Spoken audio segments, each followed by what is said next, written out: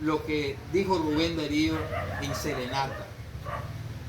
Digamos, con Serenata es un nuevo estilo de poesía que él quiere musicalizarla, porque la serenata es música.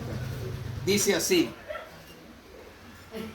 amiga mía, amiga hermosa, escúchame otra cosa que te diría.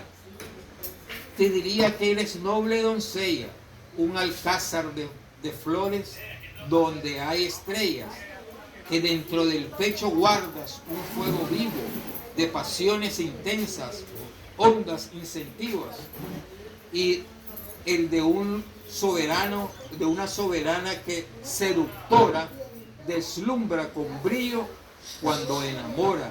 Tienes mucho de Diana, mucho de Flora, virgen americana, dulce mora. Y aquí me quiero parar. ¿Qué le quiso decir con que tienes mucho de Diana, mucho de Flora? Estamos hablando ya de una cultura griega y romana. Diana era la cazahombre, la que agarraba a los hombres, los que enamoraba a los hombres, los que atraía a los hombres. Flora, en cambio, es la virgen que para desflorarla tiene que ir en contra de su voluntad. Entonces, ¿qué es lo que le dijo Rubén Darío con tienes mucho de Diana, mucho de Flora? Y después de esa universalidad de combinar la cultura griega, la cultura romana, dice: virgen americana, sultana mora.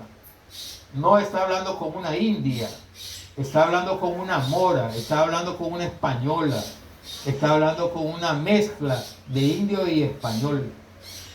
Y al final repite: amiga mía, muy hermosa, entre aquellas que son hermosas, y callan las notas de mi poesía. Y sigue la poesía, y sigue la serenata en ese ritmo donde él expresa de que a la que está dedicada, que es la Herminia Chamorro, me equivoqué en la primera que dije Hernández, Chamorro, esta Chamorro, lo enamoró con las miradas o con la retirada de la mirada. Es decir, ahí hubo un juego que él captó y se enamoró.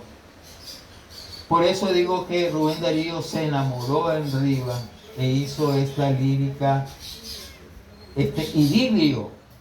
Se enamoró rotundamente y no hay vuelta de hoja, porque él lo pone en su título de serenata y en su contenido.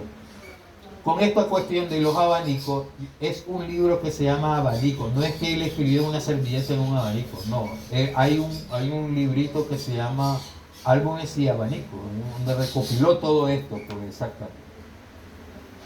Esta es la poesía. Entonces, ¿qué es lo que nos deja Rubén Darío cuando está en Nicaragua? Nos deja este reto de cómo escribir 14 poemas de un solo tema, de diferentes títulos, con un hilo conductor, digamos, que es la juventud y que es la belleza. Porque en todo va, los nombres de los poemas son nombres de las personas que los visitaron. Oigan los nombres: Delfina Santo, Lucía Gallegos, Medelina y Zulema Elizondo, son dos hermanas. Adela y Cornelia Viales, otra hermana. María Ignacia Vidaure. Esos son los títulos de los poemas. Y a la vez es a quien está dedicada. Son cortos, 4 páginas. El más largo de ellos tiene como 6, 7 versos, digámoslo así. Bueno, esto es lo que es la lírica, lo que es poesía. Ahora vámonos a la crónica. Él escribió una crónica. Como sabemos, la crónica está guiada por la fecha, ¿verdad? Entonces, ¿y cómo la escribió? Y va llegando como, por eso se llama crónica de viajero, porque él va llegando a Granada y escribe 2 líneas, 3 líneas. Llega a Metepe, escribe 2, 3 líneas. llega arriba. Es la fecha la que guía la escritura. ¿Qué tipo de crónica es? Si ustedes se fijan en el escrito de la crónica, están divididas en números romanos. Dice 1, 2, 3, 4. ¿Por qué los pone en romanos? Porque aquí se guía la crónica por la literatura escrita, que es el teatro. Así se escribía en el teatro. Entonces, este es un periodo donde el periodista vincula la crónica literaria con el teatro escrito.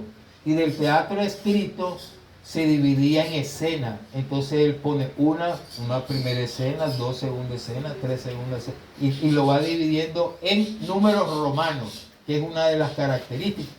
Hoy todavía se sigue utilizando el número romano como tesis 1, tesis 2. No se le pone título, sino que se le pone números romanos. ¿Qué otra cosa hay de la crónica? De la crónica semipoética, porque el periodismo todavía no había alcanzado su máximo desarrollo. Estaba comenzando a hacerse el periodismo. ¿Y qué tipo de periodismo y qué tipo de crónica es? Se le llama crónica de escritores. ¿Por qué? Porque eran los que escribían, la mayoría eran escritores de libros. Yo me acuerdo que aquí en Nicaragua podemos hacer una división así también de los periodistas. Los periodistas, por ejemplo, de Pablo Antonio Cuadra, todos eran poetas. Todos eran poetas, tenían que tener un libro para escribir. Entre ellos, nuestro Álvaro Urtecho, desde luego, que tenía varios libros. Pero hay otra temporada en que era de escritores, como la de Rubén Darío. Es decir, cuando nosotros vemos la crónica de la Segunda Guerra Mundial, de Panamá, del Canal de Panamá, toda esa de épocas de Rubén Darío, solo habían escritores. Como por ejemplo aquí hubo una época en que los periodistas eran maestros. ¿Por qué? Porque los maestros sabían leer, escribir, y eran los corresponsales de la prensa y los corresponsales de la novedad y los corresponsales de los periódicos. Entonces, en este caso, estamos hablando de una crónica no estrictamente periodística como la concebimos hoy.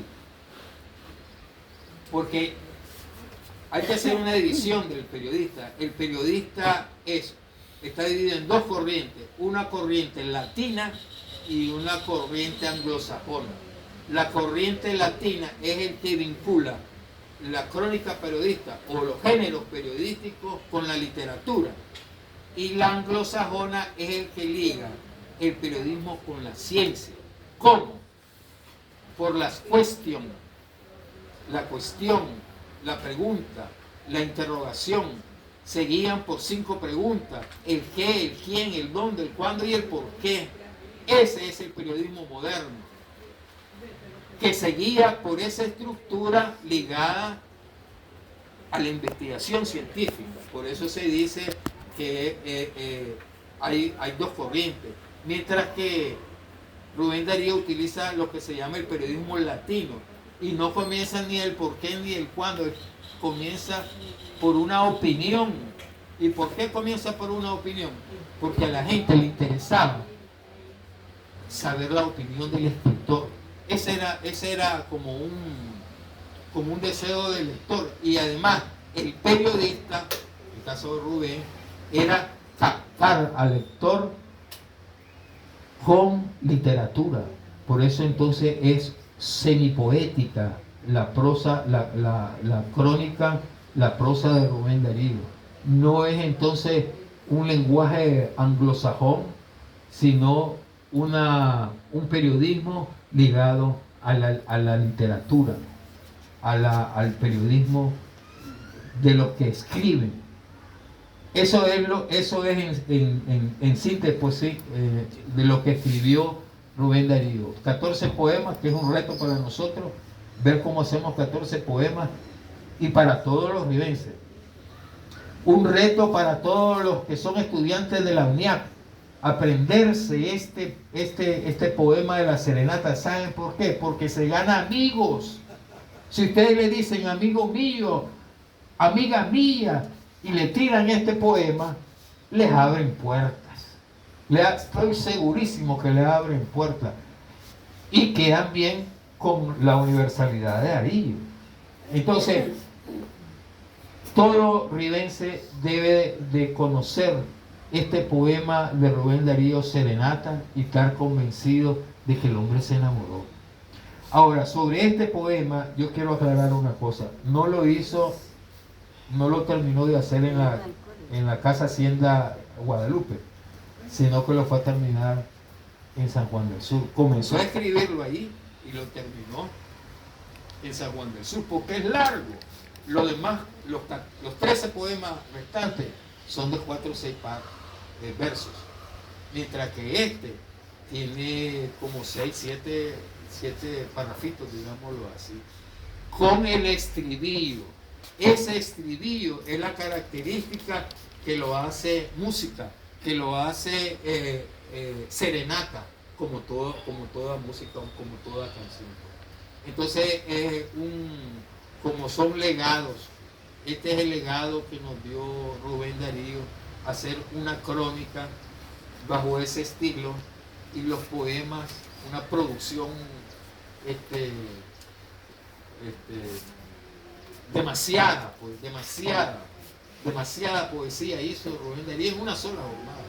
Y esos son los legados que nos deja Rubén Darío. Gracias.